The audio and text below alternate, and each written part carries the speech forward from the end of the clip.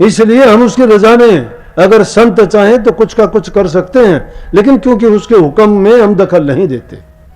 ऐसे अनेक अवसर आए हैं जिन अवसरों पर जो कुदरत ने तो कुछ चाहा था, लेकिन संतों ने उसको बदल के रख दिया। आप सभी को प्यार भरी राधा स्वामी जी। देखिए, जो आज का सत्संग का विषय है उसमें महाराज जी ने बताया कि जब बिल्ली जैसी बाल बगत इस धरती पर पैदा हो सकती है तो हमारे घरों के बच्चे विषय कामनाओं में भटक कर क्यों अपने जीवन को व्यर्थ कर सकते हैं।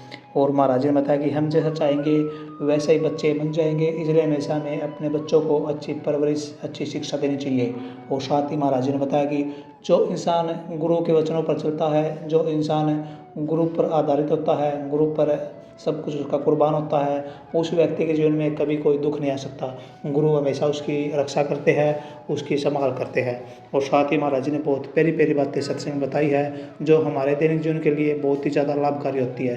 तो चलिए आपका कीमती समय लेते सत्संग को शुरू करते हैं। कृपया सत्संग को पूरा सुनकर पुण्य भागीदार वैसे बनिए। राधा स्वामी। इसलिए हमारा अपना वो है तो हमारा अपना वो कौन, इसलिए गुरु को सबसे बड़ा हितकारी मानो। गुरु तो समय समय पर हमें यही बात तो चेताते हैं कि भाई प्रभु की भक्ति कर, अच्छी बातों को अपना, इंसानों की सेवा कर, तन से मन से धन से अपने आप को समर्पित करके गुरु के अपने जितना तेरे से बनता है मन वचन और कर्म से किसी को दुख ना दे, सबके लिए सेवा कर, सबसे प्यार कर। ये प्रभु की बनाई हुई जितने भी मूर्तियां हैं उनको अगर खुश करता है तो समझो कि हमने प्रभु को खुश किया है। परंतु हम तो क्या करते हैं कि झूठी और बनावटी बातों में फंसते हैं, अपना हित चाहते हैं, ना हम लोभ छोड़ते हैं ना लालच छोड़ते हैं। तो नानक साहब तो खुद ही संतों ने तो अपना फरमाया, दुनियादारों को शिक्षा देने के लिए उन्होंने खुद ही अपने ऊपर बात ले ली। नानक साहब तो खुद ही कहते हैं कि जब तक संयम धर्म न कमाया कि मैं ये काम नहीं कर सका। धर्म को भी निभाना, धर्म कौन सा निभाना है? पुत्र के रूप में अपने परिवार के प्रति जो दायित्व है उनको निभाना धर्म है। पति के रूप में, पुत्र के रूप में, भाई के रूप में अनेकों हैं। इसी प्रकार से स्त्री के लिए पति के रूप में, बेटे के रूप में, भाई के रूप में, बहन के रूप में जो नाते हैं उन नातों के अनुसार हमारे नियमों के मुताबिक समाज के नियम हैं, उनका जो सही पालन करता है तो समझो कि उसने अपने धर्म को निभाया है। तो नानक साहब कहते हैं मैं उन धर्मों को भी नहीं निभा पाया कि मैंने वो काम नहीं किए, लेकिन उन्होंने निभाए हैं। हम जैसे मूर्खों पर एक तान चलाने के लिए, शिक्षा देने के लिए उन्होंने ये बात बताई है कि हम नहीं करते ऐसे, ऐसा करना चाहिए।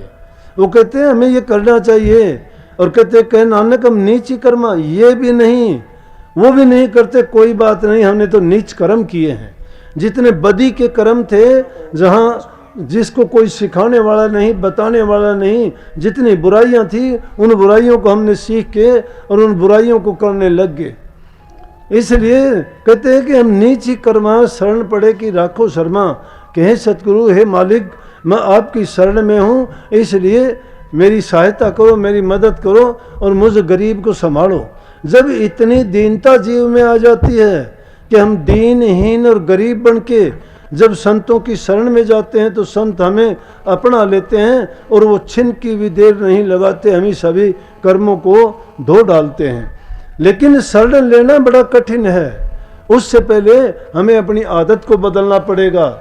आदत कैसे बदली जाएंगी? हम मन के गुलाम हैं, हम चाहत के गुलाम हैं, हम स्वाद इंद्रियों के गुलाम हैं।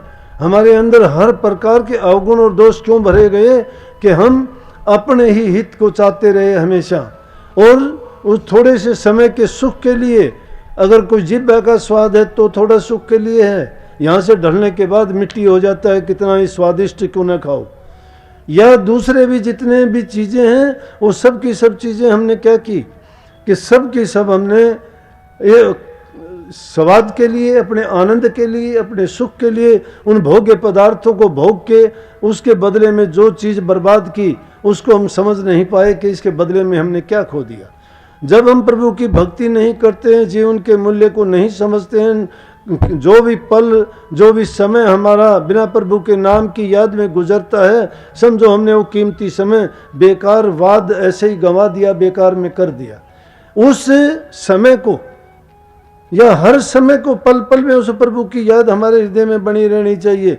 जिसको कबीर साहब ने कही है कि उसको तो माथे से उतरने ही नहीं देना चाहिए, कि थोड़ी सी भी अगर वो भूल हम में पड़ी तो उसी समय हम पाप कर्मों में जाके गिर जाएंगे।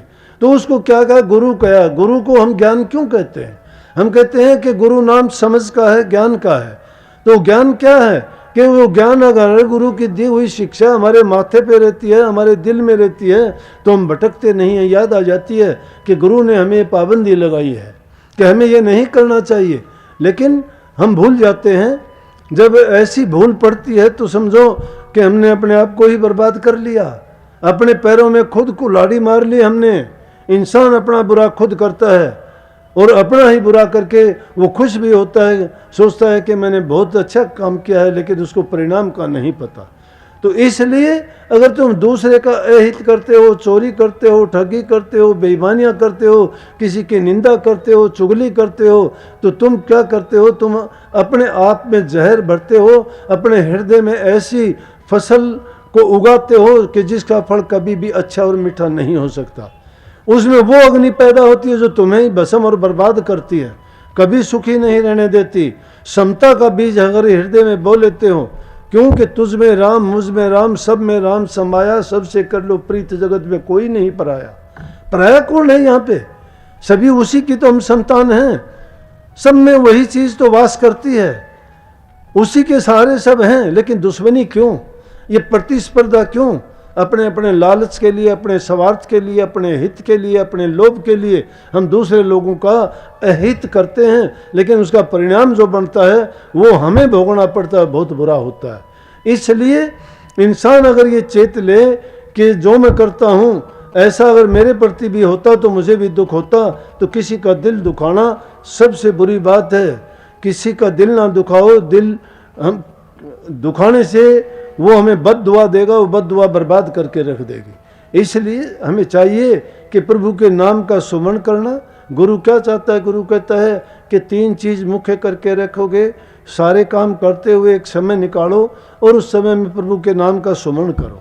सुमरण करते करते मन के दोष निकल जाएंगे, मन के दोष निकल जाएंगे। क्योंकि अगर किसी चीज़ पे काई जमी होती है, बार बार उसको धोते हो, मांजते हो, तो जब तक उसमें पूरी चमक नहीं आ जाती तब तक उसको आप मांजते रहते हो। इसी प्रकार से नाम भी हमारे मन की सफाई उसी प्रकार से करता है। मन की शुद्धि और चित्त की शुद्धता उसी नाम के सुमरण से होगी। नाम के सुमरण करने से हमारा मन साफ हो जाएगा, बुरी वासनाएं निकल जाएंगी, दुर्मति भाग जाएगी, बुरी आदतें छूट जाएंगी, सुमति आएगी। सुमति आने से अच्छे गुण पैदा होंगे और अच्छे गुण हमारे जीवन को अच्छी दिशा देंगे, जिससे आनंद, प्रेम और शांति हमें मिलेगी। देखा होगा दुखी इंसान को कभी शांति नहीं मिलती। उसको तो जिस हालत में, जिस अवस्था में, चाहे निद्रा में हो, चाहे वो सौपन में हो, चाहे सुषुप्ति की हालत में, उसको वही बदी के काम, बुराई की चीज़ें, पाप कर्म याद आते रहते, क्योंकि उसने अपने जीवन को वैसा ही बना लिया है। तो अपने जीवन को अच्छा बनाओ। कभी भी ये ना सोचो, प्रभु पर यकीन और विश्वास रखो कि मालिक जो करता है वो हमेशा अच्छा और सही करता है। लेकिन जिस दिन आप ये समझ जाओगे, दुख दे सुख दे गीत गाते हो, दुख दे दाता सुख दे दाता तेरी मर्जी, कहते हो कि चाहे दाता सुख दे चाहे दुख दे।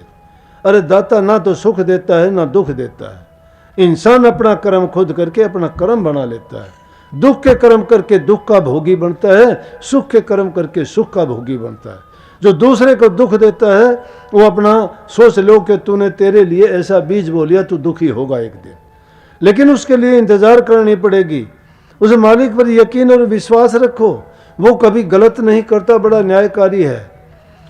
वो बड़ा न्यायकारी है, जो करता है सही करता है, उसको हम मौज कहते हैं।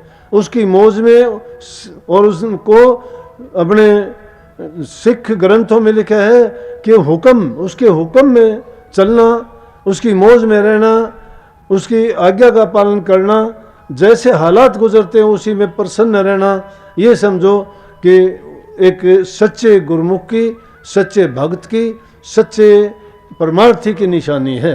जो परमार्थ के रास्ते पे चलता है वो कभी इन चीज़ों में ये खोज नहीं करता कि क्यों, कैसे, क्या हुआ, क्यों हुआ ऐसा। जिन्होंने किया उनको ऐसा प्रमाण मिला। एक गुरु के 2 शिष्य थे, उनमें से एक उसके पास आया, लेकिन उसकी हमेशा ये बात बनी रहती मन में, उसको ये भ्रम संख्याएं पैदा हो, ये चीज़ ऐसी क्यों है, ये चीज़ क्यों है। तो ऐसी थी, गुरु ने सोचा ये नहीं मानेगा। उसको जब बात बात की भ्रांतियाँ होती थी, गुरुमुख के पास भेज दिया कि तू उस गांव में चला जा और उसके पास जाना, वो तेरे भ्रमों का निवारण कर देगा। उसके पास गया, वो कुछ दिन कहने लगा, भाई देखो बात सुन, जो मैं काम करूंगा उसमें तुझे ये कहने का, दखल देने की ज़रूरत नहीं है, तू मुझे ये ना कहना कि क्या किया, लेकिन उसके बाद में पूछ लेना जब कभी, लेकिन जब मैं कोई काम करूं उस काम के करने से पहले मुझे कुछ नहीं करना। उसको रहते हुए काफ़ी दिन हो गए, वो अपने काम में लगा रहा, वो उसको देखता, उसको काम कहता, वो कर देता। लेकिन वो गुरुमुख था, वो कुछ सीखने के लिए आया था, लेकिन हमेशा उसके दिलों में भ्रम बने रहते थे, कुछ ना कुछ बातें, यूँ क्यों होता है, ऐसा नहीं होना चाहिए और हमें ये कर लेना चाहिए। इंसान की बुद्धि है, इंसान अपनी बुद्धि से ज़्यादा दूसरे की नहीं समझता, अपने से ज़्यादा चतुर शाना किसी को नहीं मानता। लेकिन संत मत की बात तो ये है कि शिष्य अपनी बुद्धि को अपने गुरु के अधीन कर दे और गुरु जो आज्ञा और हुक्म देता है उसमें सवाल पैदा ना करे कि गुरु ने ऐसा क्यों कह दिया। गुरु ने जो हमारे हित के लिए बात सोची है, वो जो जानते हैं तभी हमें वो बात कही है करने के लिए। उनकी आज्ञा का पालन करना शिष्य का धर्म है। लेकिन अगर उसमें ये नज़र आता है कि गुरु का इसमें स्वार्थ है तो उस चीज़ को कभी ना मानो। लेकिन जब किसी गुरु का उसमें कोई स्वार्थ नहीं है और तुम्हारे लिए वो बात थोड़ी सी हो सकता है कठिन लगती हो, लेकिन उसको आजमा के देखोगे तो परिणाम उसको हमेशा अच्छा ही मिलेगा। गुरु ने उसके पास भेजा था, उसने उसको पाबंदी लगा दी कि मेरे से बात करने की ज़रूरत नहीं, उसके बाद बात करना, 1 महीने तक कोई बात नहीं करना। वो 1 महीने तक का उसको एक दिन बीच में करने लगा, ये ले और तू एक सफ़ेद कपड़ा बाज़ार से लेके आ, और ले के वो कपड़ा उसने कह दिया कपड़े को रख दे।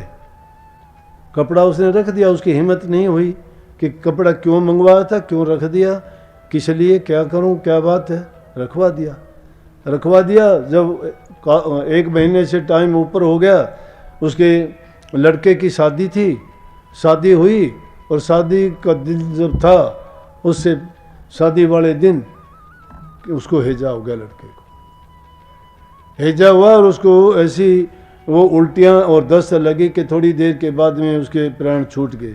उससे कहने लगे यहाँ आ, बोले वो कपड़ा लेके आ। कपड़ा लेके आया, कपड़ा ला के दे दिया, वो कफन था। जब कपड़ा दे दिया तो उससे कहने लगा कि जब आपको ये पता था तो आपने क्यों नहीं बताया। बोला कि तेरे अंदर और मेरे अंदर यही फ़र्क है, जो परमार्थी होते हैं वो गुरु की रजा और हुक्म को पहचानते हैं, और प्रभु की इच्छा जो होती है, जो उनका कानून है, नियम है, उसमें हमें दखल देने का अधिकार भी नहीं है और ना ही हम उसका कुछ बिगाड़ सकते हैं। इसलिए हम उसकी रजा में अगर संत चाहें तो कुछ का कुछ कर सकते हैं, लेकिन क्योंकि उसके हुक्म में हम दखल नहीं देते। ऐसे अनेक अवसर आए हैं जिन अवसरों पर जो कुदरत ने तो कुछ चाहा था, लेकिन संतों ने उसको बदल के रख दिया। सतयुग के बाद में द्वापर युग आना चाहिए था, त्रेता युग आया, गौतम ऋषि ने कर दिया अहिल्या के लिए। समुद्र का पानी तो मीठा होना था लेकिन कड़वा कर दिया। क्यों कड़वा हो गया वो? कृष्ण जी ने तो कहा था कि मैं युद्ध के मैदान में हथियार नहीं उठाऊंगा, लेकिन रथ का पहिया उठाना पड़ गया और वही सुदर्शन चक्र का काम करने लग गया। ऐसी चीजें कई बार जो प्रभु के काम हैं उनके लिए दखल देनी पड़ी, तो उनमें जो संतों की मौज मसलत थी, लेकिन खुदा के कामों में, मालिक के काम में संत कभी भी दखल नहीं देते। उनको पता है और कही भी है कि होई सोई जो राम रची राख्या, कुकर तरक बढ़ावत साका, कि राम ने जो रचना रच रखी है वो होके रहेगी। क्यों बेकार की कुतर्क करके इन बातों को बढ़ाते हो और इधर उधर की हाँकते हो? जो मालिक की रजा और मौज है उसको स्वीकार कर लेना चाहिए कि जितना जैसा था। लेकिन वो होने के बाद में उसने पूछा कि ये आपको सब पता था तो आपने उसका कुछ किया नहीं। बोला कि क्यों करता, किस लिए करता? मुझे पता भी था तो मैं क्यों करता, क्योंकि वो उसका कर्म था, वो उसके कर्म का फल था। जो उसने पिछले कर्म करके आया था उन कर्म को फल को उसने अपना भोगना था, लड़की का जो था उसने अपना भोगना था। इसलिए उनके कर्मों में और उनके कर्म के भोगने में और उनके कर्म के फल में हम दखल नहीं दें। तो इसलिए प्रभु की मौज और रजा को समझना चाहिए, छोटी छोटी बातों पर शिकायत नहीं करना चाहिए। ऐसा क्यों? लेकिन संतों ने तो फिर भी वो अमृत रस दिया है, वो एक ऐसी दवा दी है जो सब रोगों का इलाज है, सब दुखों से तुम्हें बचा देता है, जन्म मरण से छुटकारा दिला देता है। चाहे वो किसी भी प्रकार के कितने कष्ट, कितने जन्मों के दुख और कितने ही पापों का, कर्मों का बोझ का गट्ठड़ हमारे सिर पर हो, वो उस नाम की कमाई से, उसके सुमरण करने से, ध्यान करने से, लगातार अभ्यास करने से हमारे मन को भी पवित्र कर देते हैं, जीवन को भी सुखी बनाते हैं और सब पापों को धो के हमें इस लायक बना देते हैं कि प्रभु के चरणों में जाके हम सदा के लिए विलीन हो जाते हैं। क्योंकि ये बूंद उसी सागर की एक बिछड़ी हुई अंश है और उसको करनी करके, इसको पाक साफ पवित्र करके, इस काल और माया के देश से निकाल के वापिस उसी सागर में मिला देने के योग को ही सुर शब्द का योग कहते हैं। सत्संग को पूरा सुनने के लिए का बहुत बहुत धन्यवाद। हम आशा करते हैं आपने सत्संग को बड़ा ध्यान से सुना हुआ। तो जैसे पहले साधु जी आपने सत्संग में सुना, महाराज जी ने बताया कि बिल्ली जैसी भगत अगर इस धरती पर है तो हम क्यों न अपने बच्चों को उनको जैसा बनाया जाए, क्यों न हम अपने बच्चों के अंदर एक ऐसी शिक्षा भर दे, एक ऐसे संस्कार भर दे जिससे वे भक्ति की ओर जाए और अपने तन मन धन को भक्ति में लगाए। और जैसे महाराज जी ने बताया कि जो इंसान गुरु के आश्रय हो जाता है, जो इंसान गुरु के वचन पर चलता है, गुरु उसकी हर पल हर कदम पर संभाल करते हैं, उसको हर मुसीबत से निकाल देते हैं और उसके जीवन में सुख भर देते हैं। और जैसे महाराज जी ने बताया कि जो इंसान हमेशा सत्संग में जाता है वह इंसान किस तरह नेक और पवित्र बन जाता है। तो कृपया महाराज जी की इन बातों को आप अपने जीवन में अवश्य उतारिए और अपने जीवन को सार्थक, सफल और सुखमय अवश्य बनाइए। और साथ ही अगर आपको सत्संग अच्छा लगा तो कमेंट बॉक्स में राधा स्वामी लिखकर पुण्य भागीदार अवश्य बनिए। मिलते हैं जल्दी एक नए और बहुत ही प्यारे प्रवचनों के साथ। तब तक के लिए राधा स्वामी।